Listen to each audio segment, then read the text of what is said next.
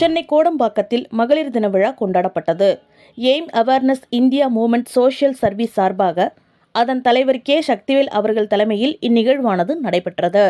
இதில் சிறப்பு விருந்தினராக தி.நகர் சட்டமன்ற உறுப்பினர் ஜே. கருணாநிதி, 132வது மாமன்ற உறுப்பினர் திருமதி கார்த்திகா பாஸ்கர் மற்றும் 132வது வட்ட செயலாளர் கே.எஸ். வெல்டிங் ராஜா ஆகியோர் கலந்து கொண்டு சிறப்பித்தனர்.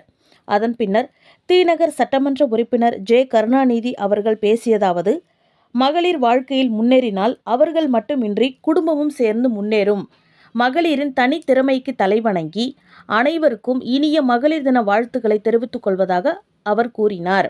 அதன் பின்னர் விருதுகள் வழங்கும் நிகழ்ச்சி நடைபெற்றது. முன்னதாக 4 நபர்களுக்கு சிறப்பு விருதாக எய்ம் கலாம் அவார்டு 2026 விருது, 10 நபர்களுக்கு கோடம்பாக்கம் குயின்ஸ் 2016 விருது மற்றும் 100 மகளிர்களுக்கு சட்டமன்ற உறுப்பினர் ஏற்பாட்டில் பரிசுகளும் வழங்கப்பட்டது. இந்நிகழ்ச்சியினை மாநில மகளிர் அணி ஒருங்கிணைப்பாளர் திருமதி சங்கீதா அருண், பொருளாளர் திருமதி பிரீத்தி மற்றும் மகளிர் அணி ஒருங்கிணைப்பாளர் திருமதி தேவிஸ்ரீ ஆகியோர் சிறப்பான முறையில் ஏற்பாடு செய்திருந்தனர்.